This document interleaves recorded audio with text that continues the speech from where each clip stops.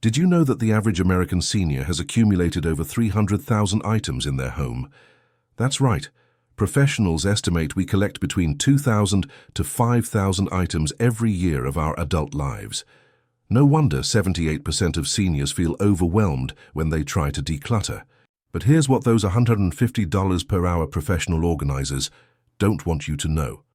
They use 4 specific psychological techniques to transform cluttered spaces, and they're keeping these methods secret to protect their business.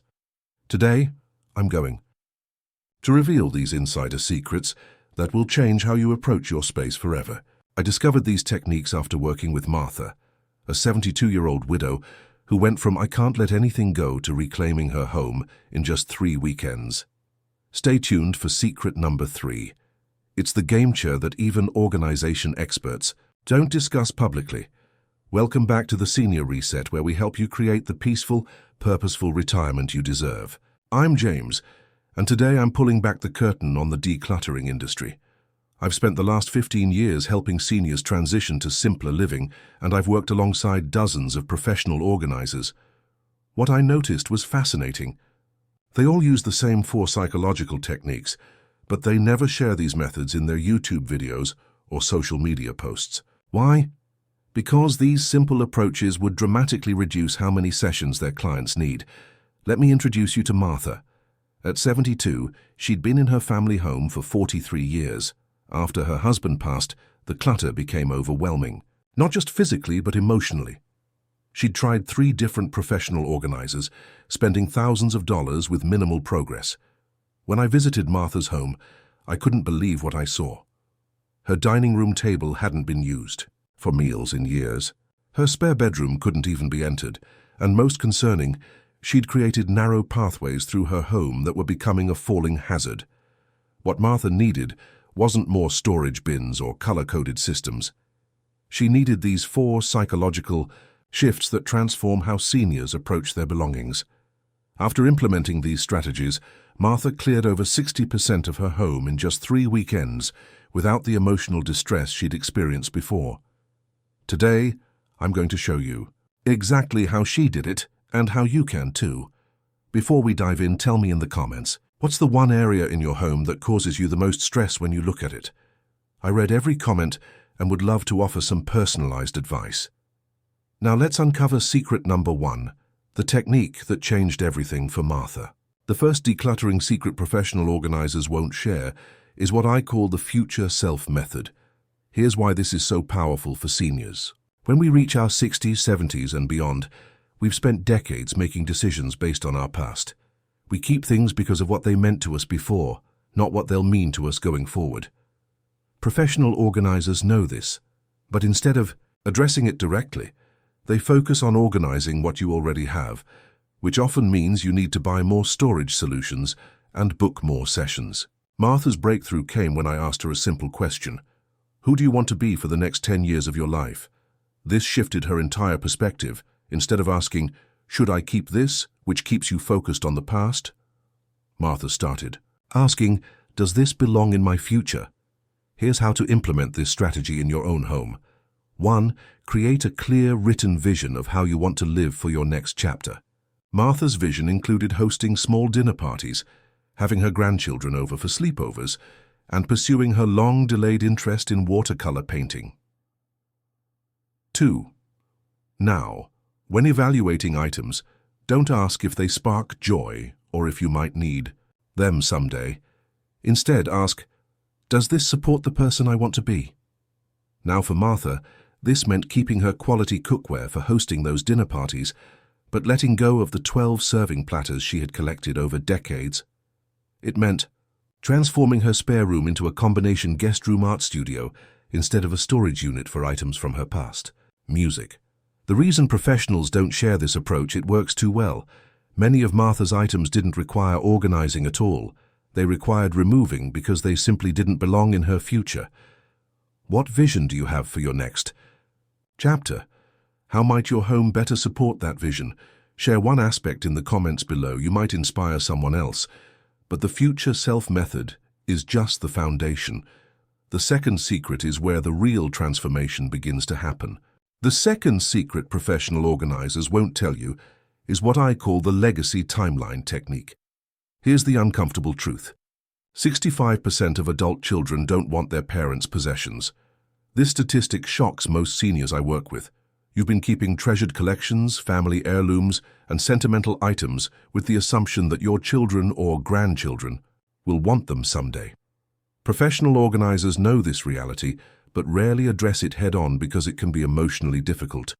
Instead, they suggest boxing things up for later decision-making, which often means more storage solutions and more sessions. Martha was devastated when I shared this statistic with her. She'd been keeping her mother's china, her children's school projects, and dozens of family photo albums, all assuming her daughters would cherish these items someday. The legacy timeline technique changed everything. Instead of guessing what future generations might want, Martha did something revolutionary. She asked them directly, "Here's how to implement this strategy. 1. Create 3 categories for sentimental items. Items to enjoy now, display or use. Them. Items to document digitally, photograph, then release. Items to pass down now, don't wait until you're gone. 2. Have the courage to have legacy conversations with family members." Martha invited her daughters over for lunch and asked them which specific items held meaning for them. The results were surprising. One daughter had always loved a particular painting but never mentioned it. Neither wanted the china, but both treasured specific family photos and recipes. By having this conversation, Martha could make intentional decisions rather than keeping everything just in case. For items no one wanted to keep physically, Martha created digital archives, scanning old letters, photographing childhood artwork, and creating digital photo albums that could be shared with the entire family. The freedom this gave Martha was profound. She realized she wasn't losing memories by letting go of physical items. She was actually preserving the stories by documenting and sharing them. Now, have you had legacy conversations with your family? Were you surprised by what they did or didn't want? Share your experience in the comments.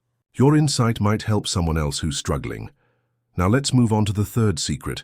This is the one that professional organizers protect most fiercely. The third decluttering secret, and this is the game changer, is what I call the emotional anchoring system. Professional organizers understand that clutter isn't really about stuff. It's about emotions. For seniors especially, possessions can become powerful anchors to memories, identities, and relationships. But instead of addressing these emotional connections directly, many professionals focus on the logistics of sorting and storing. This is exactly where Martha was stuck. When I asked her why she couldn't let go of her husband's workshop tools 5 years after his passing, her answer revealed everything. "If I let go of his things, I'm afraid I'll forget the details of our life together." This fear of losing memories, losing connection to loved ones, or losing parts of your identity is what keeps many seniors trapped in clutter. The breakthrough comes from creating new emotional anchors that preserve what matters without keeping every physical item. Here's how the emotional anchoring system works. 1. For each category of meaningful items, like your late spouse's belongings, your children's, keepsakes or career memories, identify the core emotion or story those items represent. 2. Select 1 or 2 signature items that best capture that emotion or story. Martha kept her husband's favorite hammer and had it mounted in a shadow box with a photo of him in his workshop. 3. For everything else, create alternative memory, anchors through ritual, documentation, or transformation. For example, Martha invited her family to select items from her husband's workshop, sharing stories about him as they chose tools. She photographed arrangements of meaningful items before letting them go. She had a quilt made from her husband's favorite shirts, creating a new treasure that took up less space but preserved the memories. The key insight is that we don't need to keep everything to preserve what matters emotionally.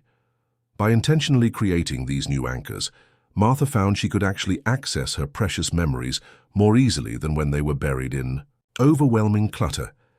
When Martha implemented this system, she was able to clear her husband's workshop while feeling more connected to him than she had in years. The space became a reading nook where she feels his presence every day, rather than a cluttered shrine she avoided because it was too painful. Have you found creative ways to preserve memories while letting go of physical items? Or is there a category of items you're struggling to release? Share in the comments. Your experience might be exactly what someone else needs to hear. Now, let's move on to the fourth and final secret, the one that will help you maintain your progress forever. The fourth decluttering secret professional organizers never reveal is what I call the threshold mastery protocol. Here's why this final step is so crucial. Studies show that 78% of people who declutter end up decluttering within 18 months. Professional organizers know this. In fact, many count on it for repeat business. Instead of teaching true prevention, they focus on organizing systems that need regular maintenance and updating. For Martha, this pattern was all too familiar. She'd decluttered before only to find herself surrounded by new accumulations within a year. What she needed wasn't more clever storage solutions. She needed to address the incoming flow.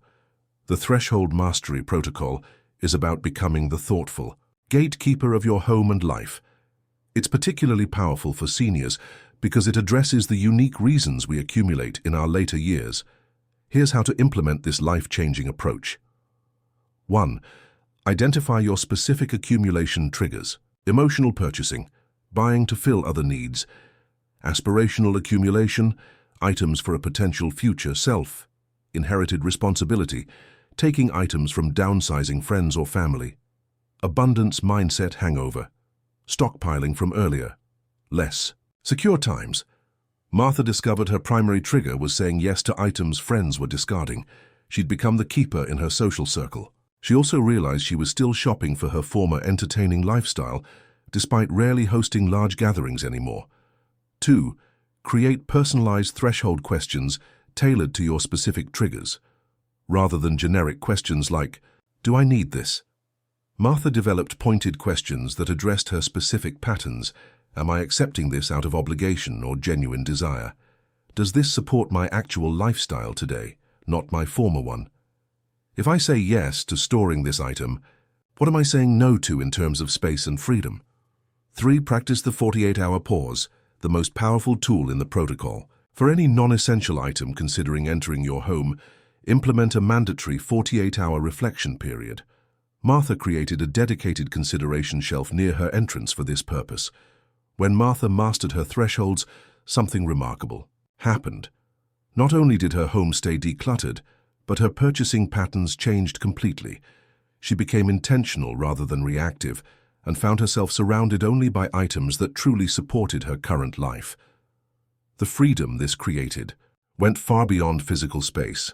Martha reported feeling mental clarity and emotional lightness she hadn't experienced in decades. What are your main clutter triggers? Are you still acquiring items for a past version of yourself? Share your insights in the comments. Awareness is the first step to change. Now let's see how these 4 secrets transformed Martha's life completely. 6 months after implementing these 4 secrets, Martha's transformation was nothing short of remarkable. Her home, once filled with narrow pathways and inaccessible rooms, is now open and welcoming. She hosts weekly watercolor sessions with friends in her former spare room, now a beautiful studio with natural light streaming in through windows that were once blocked by boxes. The dining room table that hadn't seen a family meal in years now regularly hosts her grandchildren for Sunday dinners. She reports that these gatherings are more meaningful because the conversations aren't overshadowed by surrounding clutter. Most importantly, Martha's relationship with her possessions has fundamentally changed. I used to think letting go meant losing my past, she told me recently. But now I understand that curating my belongings actually helps me honor what matters most. She no longer feels weighed down by maintenance, cleaning, organizing, and the mental burden of excess. Instead, at 73, she's experiencing a renewed sense of possibility. Physically, the transformation has been equally significant. With clear pathways and organized spaces, Martha's risk of falling has decreased dramatically. She moves through her home with confidence rather than caution. The professional organizers she'd hired previously were astonished when they saw photos of her. Transformed space. "You accomplished more in 3 weekends than we did in 6 months, one admitted. That's the power of addressing the psychology behind the clutter, rather than just the clutter itself. It's not about better storage containers or organizing systems. It's about better decision-making processes that align your space with who you are now and who you want to be in your next chapter. If Martha's story resonated with you, I want you to know that this transformation is absolutely possible in your home too. These 4 secrets, the future self method, the legacy timeline technique, the emotional anchoring system, and the threshold mastery protocol, can change not just your space, but your entire relationship with your possessions. If this video helped you see your clutter situation differently, please hit that like button and share it with someone who might benefit from these insights. Until next time, remember, your home should serve the life you want today, not the life you lived